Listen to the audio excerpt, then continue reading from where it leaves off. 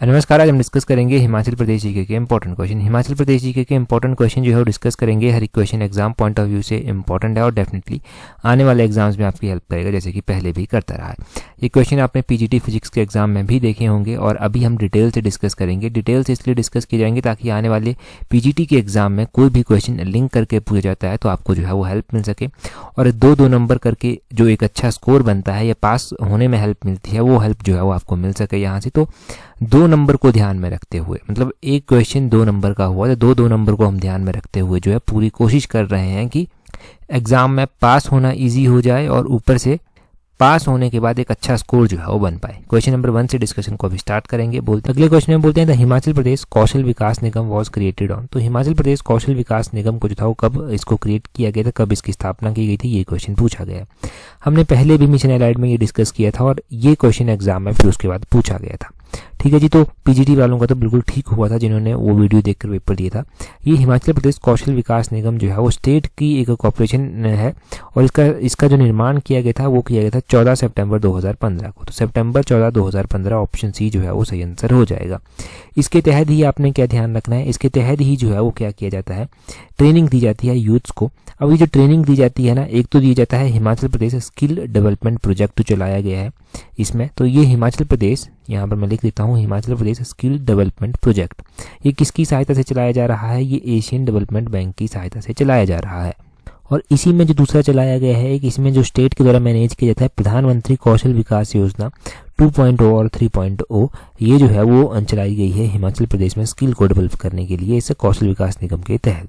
ठीक है जी, तो एशियन डेवलपमेंट बैंक का ये Himachal Pradesh skill development project आपने ज़रूर ध्यान रखना है। ये जो है वो कब से ऑपरेशनल हुआ, ये मई 2018 से जो है वो काम कर रहा है। मई 2018 से काम कर रहा है और कब तक जो है ये काम करेगा, तो ये एक्सपेक्टेड था कि जून 2023 तक जो है वो काम कंप्लीट कर देगा। ऐसा ही ये क्वेश्चन मैंने आपसे पूछा था, पाठशाला आयुष वाटिका को कब जो था वो इनॉग्रेट किया गया था। तो पाठशाला आयुष वाटिका को जो था वो 8 अगस्त 2022 में जो था वो इनॉग्रेट किया गया था। ये आपने ध्यान रखना है। ये क्वेश्चन लिंक हो गया, रिवाइज हो गया। अगला क्वेश्चन देखते हैं क्या बोलते हैं। How much financial help is given for rehabilitation of widow after the remarriage in Himachal Pradesh. तो देखो ये 2022-23 के इकोनॉमिक सर्वे के अकॉर्डिंग बात की गई है कि अगर कोई विधवा का पुनर्विवाह किया जाता है तो उसको जो है वो पुनर्वास के लिए कितनी वित्तीय सहायता जो है वो दी जाती है। तो 2022-23 के अकॉर्डिंग अगर हम बात करें और ऑप्शंस के अकॉर्डिंग बात करें तो ये 65,000 दी जाती है। ऑप्शन डी जो है वो सही आंसर है। ठीक है जी, तो मैं ये क्यों कह रहा हूँ बार बार कि ये 2022-23 के इकोनॉमिक सर्वे के अकॉर्डिंग है, क्योंकि ये डाटा चेंज हुआ है और अगला क्वेश्चन जो मैं बताऊंगा वो 100% श्योर अगले एग्जाम में किसी ना किसी में पूछा जाएगा। ये 2023 तो 24 का जो इकोनॉमिक सर्वे आया उसके अकॉर्डिंग कितनी सहायता जो है वो दी जाती है विडो रीमैरिज पर। तो विडो रीमैरिज स्कीम जो चलाई गई है इसमें जो है वो रिहेबिलिटेशन के लिए अब 2 लाख रुपया जो है वो दिया जाता है। कितना? 2 लाख रुपया अब दिया जाता है। बहुत बार हम इसको पढ़ चुके हैं, गिरिराज पत्रिका में पढ़ चुके हैं। ठीक है, ये आपने ध्यान रखना है, 2 लाख रुपया दिया जाता है। तो 2 लाख रुपया दिया जाता है अब, और पहले ये 65,000 रुपया दिया जाता था। ऐसी ही एक योजना हमने मिशन एलाइड में कुछ दिन पहले पढ़ी थी, वो थी विशेष महिला उत्थान योजना। इस योजना में जो है वो क्या किया जाता है, इस योजना में जो फिजिकली और सेक्सुअली एब्यूज हुई हैं महिलाएं, उनको रिहेबिलिटेशन के लिए जो है वो कुछ सहायता दी जाती है। इनको जो है वो सहायता जो है वो ट्रेनिंग के रूप में दी जाती है, टेक्निकल और वोकेशनल ट्रेनिंग इनको दी जाती है। इसमें इनको स्टाइपेंड भी दिया जाता है। तो ट्रेनिंग के दौरान 3,000 रुपया पर मंथ स्टाइपेंड जो है वो मिलता है, ये आपने ध्यान रखना है। और इसमें जो टेस्ट फीस होती है वो 8,000 पर ट्रेनिंग जो है वो दी जाती है ट्रेनिंग पीरियड में।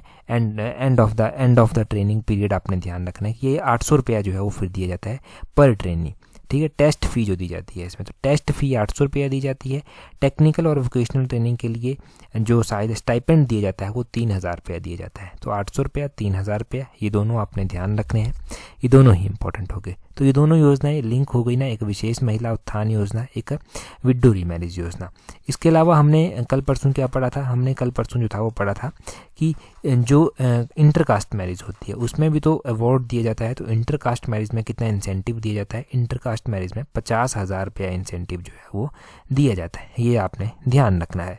तो ये भी रिवाइज हुआ था कल परसों ही। अगला क्वेश्चन देखिए क्या बोलते हैं identify from the following correct average size of land holding in Himachal Pradesh. तो average size of land holding बताना है।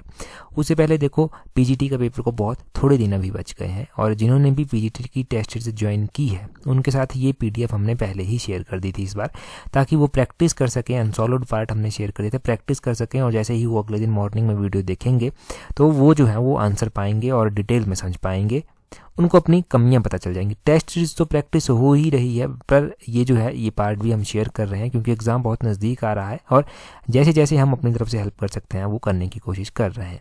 अब देखो पीजीटी की टेस्ट सीरीज में अगर आप अभी तक नहीं जुड़े हैं और जुड़ना चाहते हैं तो पीजीटी पेपर 1 की टेस्ट सीरीज का लिंक नीचे डिस्क्रिप्शन बॉक्स कमेंट बॉक्स में दिया गया है, वहाँ पर जाना, टेस्ट सीरीज का लिंक दिया गया है, वहाँ से आप अवेल कर सकते हैं।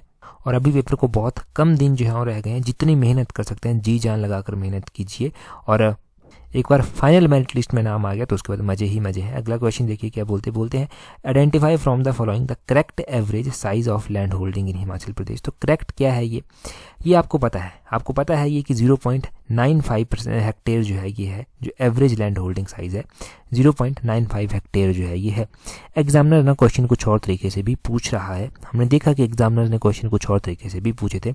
एक तो हमने कल परसों जो था वो डिस्कस कर लिया था कि परसेंटेज ऑफ लैंड होल्डिंग जो है वो क्या है। हमने सेक्शन वाइज जो था वो डिस्कस किया था, हमने किसानों को बांट दिया था अलग अलग सेक्शन में। कौन कौन से सेक्शन जो है बांटा गया था, एक मार्जिनल फार्मर आ जाते हैं, एक स्मॉल फार्मर आ जाते हैं, एक आ जाते हैं सेमी मीडियम फार्मर, और इसके अलावा एक मीडियम फार्मर आ जाते हैं, एक लार्ज फार्मर आ जाते हैं। ये जो मार्जिनल फार्मर है ये किसको कहते हैं, जिनके पास भूमि जो है वो 1 हेक्टेयर से कम है, उनको ये कहा जाता है मार्जिनल फार्मर। और स्मॉल फार्मर किसको कहते हैं, स्मॉल फार्मर उनको कहते हैं जिनके पास 1 से 2 हेक्टेयर के बीच में भूमि है, उनको स्मॉल फार्मर जो है वो कहते हैं। और ये जो सेमी मीडियम फार्मर होते हैं ये कौन होते हैं, जिनके पास 2 से 4 हेक्टेयर के बीच में भूमि होती है, ये सेमी मीडियम में जो है वो आते हैं। और मीडियम फार्मर किसको कहते हैं, जिनके पास 4 से 10 हेक्टेयर के बीच में भूमि होती है, उनको जो है वो मीडियम फार्मर कहते हैं। फिर आते हैं लार्ज फार्मर। तो लार्ज फार्मर किसको कहा जाता है, जिनके पास 10 हेक्टेयर या इससे ज़्यादा होती है, 10 हेक्टेयर या इससे ज़्यादा होती है, उनको लार्ज फार्मर जो है वो कहा जाता है। अब इनके पास कितनी परसेंटेज होल्डिंग है, लार्ज फार्मर जो है वो उनके पास होल्डिंग आती है 0.30%, ये आपने ध्यान रखना है। मीडियम फार्मर जो आते हैं उनके पास 2.60% जो है वो आती है होल्डिंग। अगर हम सेमी मीडियम फार्मर की बात करें तो इनके पास 8.25% जो है वो आती है। अगर हम बात करें सेमी मीडियम तो हो गया 8.25, इसके अलावा हम स्मॉल फार्मर की बात करें तो ये सबसे ज़्यादा है 17.45 है। और उसके बाद आते हैं हमारे पास मार्जिनल फार्मर। मार्जिनल फार्मर वो फार्मर हुए जिनके पास 1 हेक्टेयर से कम भूमि है। तो मार्जिनल फार्मर सबसे ज़्यादा परसेंटेज जो है वो है हिमाचल प्रदेश में, वो है 71.45%, ये आपने ध्यान रखना। तो सबसे ज़्यादा है 75.41%, 71.45%। उसके बाद है जो स्मॉल फार्मर है 17.45%, और बाकी भी आपने सेमी मीडियम 8.25, मीडियम जो हो गया 2.60 हो गया, और लार्ज जो है वो 0.30 हो गया। अब कोई सा भी पूछ लिया जाए आपसे, कभी क्वेश्चन गलत होगा ही नहीं आपका यहाँ पर, ठीक है जी, ये आपने ध्यान रखना है। अब हम एक और क्वेश्चन यहाँ से पढ़ते हैं कि कितनी लाख जो है वो होल्डिंग है। तो 9.97 लाख फार्मर्स की होल्डिंग है यहाँ पर, ये आपने ध्यान रखना है, 9.97 लाख का आंकड़ा। और कितना लाख हेक्टेयर एरिया जो है वो ऑपरेट किया जाता है, तो 9.44 लाख हेक्टेयर एरिया जो है वो ऑपरेट किया जाता है फार्मर्स के द्वारा। ये लैंड होल्डिंग पैटर्न है हिमाचल प्रदेश का। तो नंबर ऑफ होल्डिंग आपने जान लिया 9.97 लाख है, आपने जान लिया कि कितना एरिया ऑपरेट किया जाता है, तो ये 9.44 लाख हेक्टेयर एरिया जो है वो कवर किया जाता है, ऑपरेट किया जाता है। एवरेज साइज होल्डिंग तो आपको 0.95 हेक्टेयर पता ही चल गई, वो आपने ध्यान रखनी थी। अगला क्वेश्चन देखें क्या बोलते हैं which of the following district of Himachal Pradesh had the largest consumption of fertiliser in kharif crop in year 2021-2022। तो बोलते हैं कि हिमाचल प्रदेश में जो है वो 2021-22 का आंकड़ा ये पूछा गया है कि 2021-22 में जो है वो किस जिले में खरीफ की फसल में खाद का उपयोग सबसे अधिक किया गया। तो कौन सा जिला था जिसमें खरीफ की क्रॉप में जो है वो खाद का जो इस्तेमाल किया गया वो सबसे ज़्यादा किया गया। हम जानते हैं इस डाटा को हम जानते हैं यहाँ पर।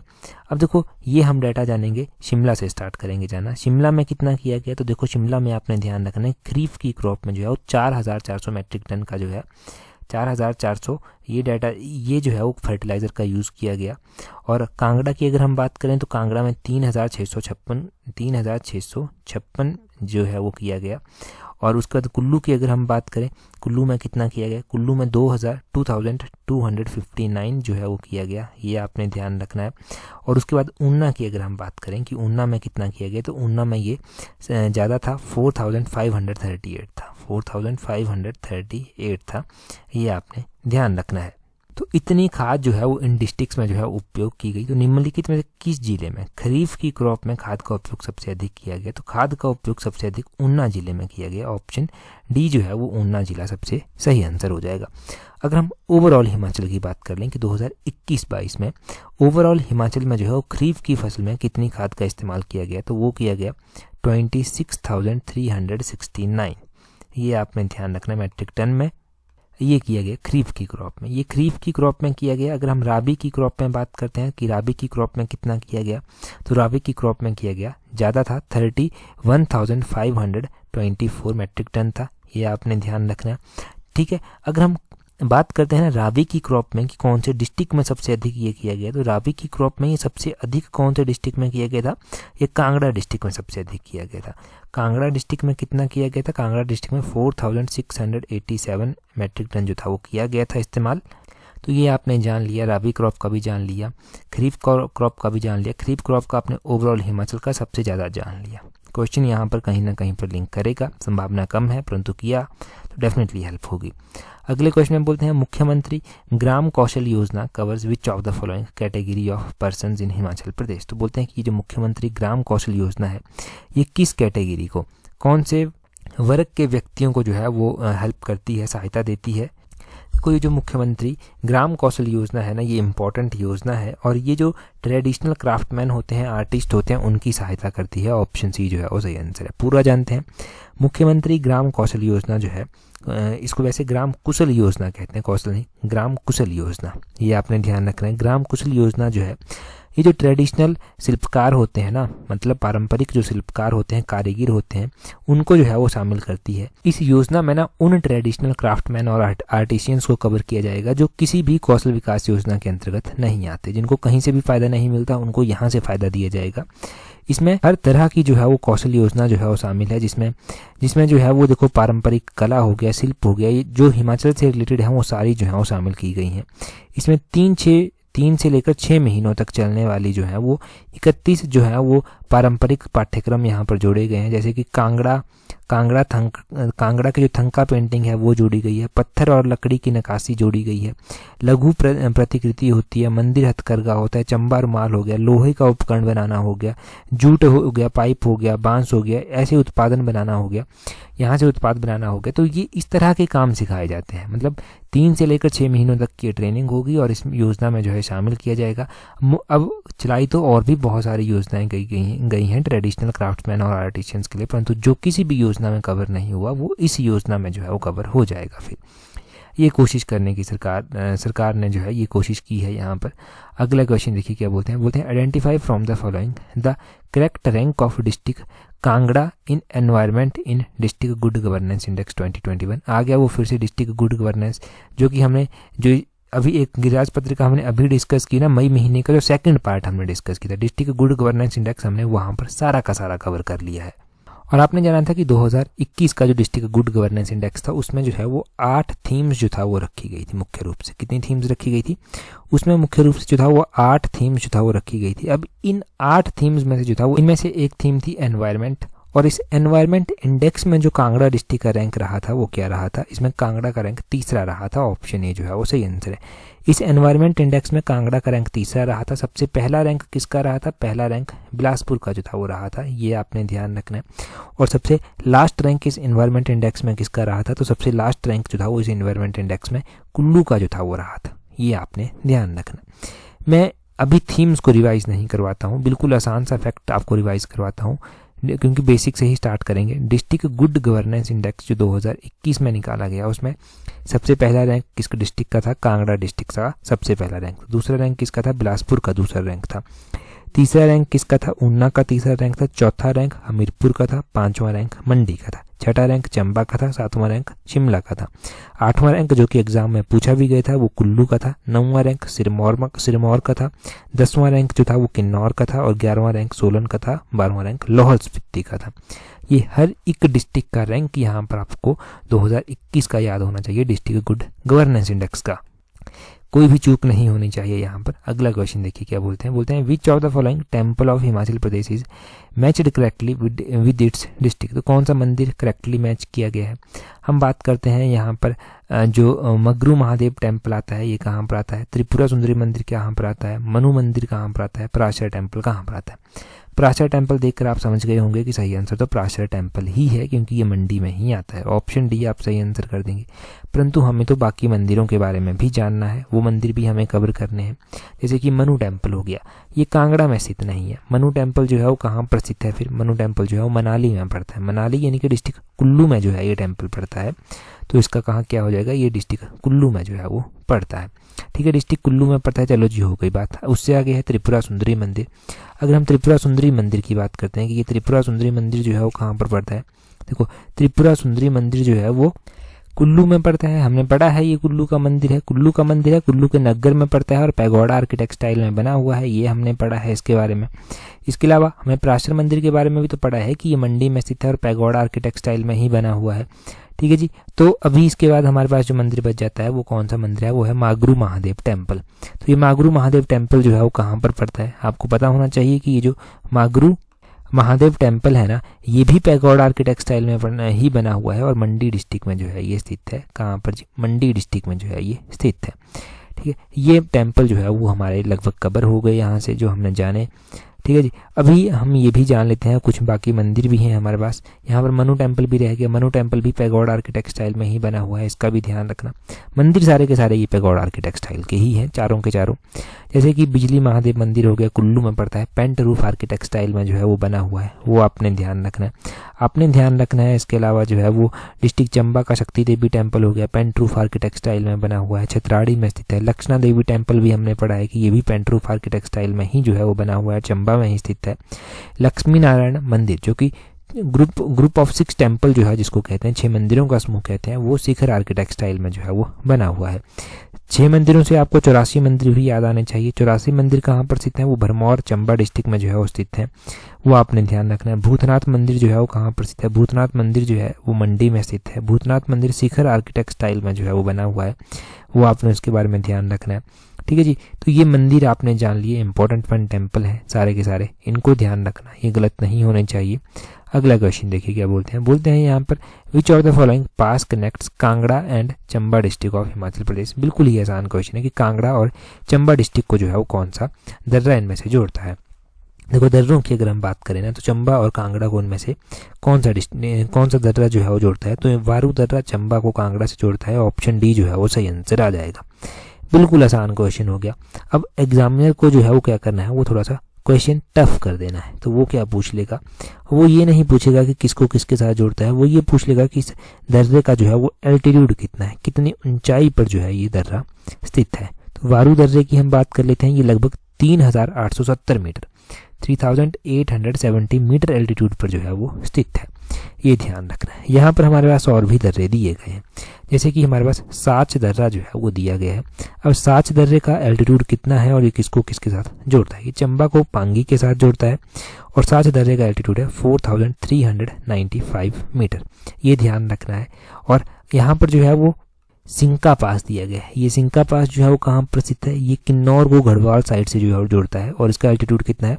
इसका एल्टीट्यूड आपने ध्यान रखना है, सिंका का है 4575 मीटर, ये आपने ध्यान रखना है। ये भी हो गया कवर। इसके अलावा नालगांव पास हो गया। नालगांव पास जो है ये भी किन्नौर को जो है वो गढ़वाल साइड से जो है वो जोड़ता है और इसका एल्टीट्यूड कितना है? इसका एल्टीट्यूड है 5035 मीटर, 5035 मीटर जो है वो लगभग इसका एल्टीट्यूड है। तो इन सभी दर्रों का एल्टीट्यूड हो गया। वारू दर्रे का हो गया 3870 मीटर और बाकी सभी का आपने जान लिया। अब एग्जामिनर क्वेश्चन ऐसे भी पूछ सकता है कि निम्नलिखित में से कौन सा दर्रा सबसे अधिक ऊंचाई पर स्थित है? तो कौन सा दर्रा है? ये नालगांव दर्रा जो है सबसे अधिक ऊंचाई पर स्थित हो गया। ठीक है जी, अभी तो हमसे क्वेश्चन कुछ और पूछा गया था, परंतु ऐसे भी क्वेश्चन बन सकता है। पिछले कल भी हमने मिशन एलाइड में कुछ दर्रे जो है वो रिवाइज़ किए थे, जैसे कि हमने वहाँ पर कौन कौन से दर्रे रिवाइज़ किए थे, उन दर्रों का एल्टीट्यूड भी हमने वहाँ पर जाना था। एक बार उनको फिर से जो है वो रिवाइज़ करते हैं। हमने जाना था पिछले कल बसोदन दर्रा जो कि चंबा को भटियात साइड से जो है वो जोड़ता है, 2400 मीटर ऊंचाई पर स्थित है। पादरी दर्रा जो कि 3050 मीटर ऊंचाई पर स्थित है, चंबा को जम्मू से जोड़ता है। जलोरी दर्रा जो कि इनर और आउटर सिराज को आपस में जोड़ता है। और तैंती दर्रा जो कि कुल्लू में स्थित है, 3600 मीटर एल्टीट्यूड पर स्थित है। ये हमने पिछले कल रिवाइज किए थे मिशन एलाइड में, आज हमने नए रिवाइज कर लिए, तो डाटा आपके पास इकट्ठा हो रहा है, धीरे धीरे रिवाइज भी हो रहा है। अगला क्वेश्चन देखिए, उससे पहले अगर एलाइड सर्विसेज की तैयारी कर रहे हैं तो एलाइड सर्विसेज की टेस्ट सीरीज का लिंक नीचे डिस्क्रिप्शन बॉक्स कमेंट बॉक्स में दिया गया है। एलाइड का एग्जाम एक ऐसा एग्जाम है, देखो एलाइड की अगर पीजीटी की अपॉर्चुनिटी नहीं थी या पीजीटी की अपॉर्चुनिटी मिस हो गई तो उसके बाद सेकंड ऑप्शन है एलाइड। दिन रात एक करके इसके लिए मेहनत कीजिए, सफिशिएंट टाइम है, अच्छे से टेस्ट सीरीज को प्रैक्टिस कीजिए, डेफिनेटली आपको हेल्प मिलेगी और बहुत ज़्यादा हेल्प मिलेगी। तो टेस्ट सीरीज का लिंक दिया गया है नीचे डिस्क्रिप्शन बॉक्स कमेंट बॉक्स में, वहाँ से अवेल कर लेना। आगे बोलते हैं Ganvi hydroelectric project is located in which district of Himachal Pradesh. तो ये गानवी परियोजना जो है वो दी गई है, बोलते हैं कि ये परियोजना जो है वो कहाँ पर स्थित है, हिमाचल प्रदेश के कौन से जिले में जो है ये परियोजना स्थित है। अब देखो हिमाचल की हर एक परियोजना हमने वैसे पढ़ रखी है, इंपॉर्टेंट वन। तो ये जो गानवी परियोजना है ये कहाँ पर जो है वो स्थित है, कौन से जिले में स्थित है, तो गानवी परियोजना शिमला जिले में जो है वो स्थित है। ऑप्शन ए जो है वो सही आंसर है। कौन से रिवर बेसिन पर बनी हुई है, सतलुज रिवर बेसिन पर बनी हुई है। गानवी एक परियोजना भी है, गानवी दो परियोजना भी है। गानवी एक परियोजना 22.50 मेगावाट की है और इसको एग्जीक्यूट करता है Himachal Pradesh state electricity board limited.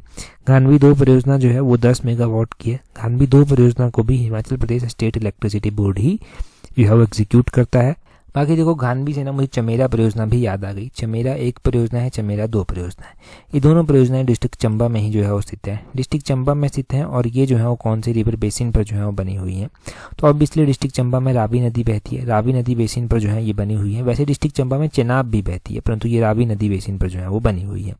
अब इनकी कैपेसिटी एग्जाम में पूछ ली जाती है और दूसरा क्वेश्चन पूछ जाता है कि इनको एग्जीक्यूट करने वाली एजेंसी जो है वो कौन सी है। तो अगर हम बात करें कि इनकी कैपेसिटी कितनी है, इनको एग्जीक्यूट कौन करता है, तो चमेरा परियोजना को एग्जीक्यूट करने वाली एजेंसी NHPC है। चमेरा एक परियोजना की कैपेसिटी 540 मेगावाट है। चमेरा दो परियोजना की कैपेसिटी 300 मेगावाट है। चमेरा तीन परियोजना की कैपेसिटी 231 मेगावाट है। तो ये आपने ध्यान रखना है तीनों परियोजनाओं के बारे में कि कितनी कितनी मेगावाट इनकी कैपेसिटी है। एक क्वेश्चन मैं आपसे पूछ लेता हूँ, थोड़ा सा टफ क्वेश्चन पूछता हूँ आपसे। क्वेश्चन है आपके लिए, आंध्रा परियोजना जो है वो कितने मेगावाट की है, कहाँ पर जो है वो स्थित है, ये आप कमेंट करके जो है वो बताएंगे जल्दी से। बाकी क्वेश्चन देखिए जी, बोलते हैं of the following who got the Parshuram award in wrestling in Himachal Pradesh in 2012। तो बोलते हैं कि 2012 में कुश्ती में जो परशुराम अवार्ड दिया गया था वो निम्नलिखित में से किसको दिया गया था। चार ऑप्शन आपके पास दिए गए हैं पिछले कल मिशन एलाइड में। पहला ही क्वेश्चन ये हमारा डिस्कस हुआ था, जल्दी से कमेंट करके अभी आंसर बता दीजिए। अगर टेलीग्राम पर नहीं जुड़े हैं तो टेलीग्राम पर जुड़ने के लिए अपने टेलीग्राम से @tolexam31 सर्च करना, आपको हमारा टेलीग्राम चैनल मिल जाएगा। यहाँ पर हर एक इंपॉर्टेंट अपडेट आपको वो दे दी जाती है जो एग्जाम पॉइंट ऑफ व्यू से इंपॉर्टेंट होती है। That's all, thank you very much for watching and listening it very patience.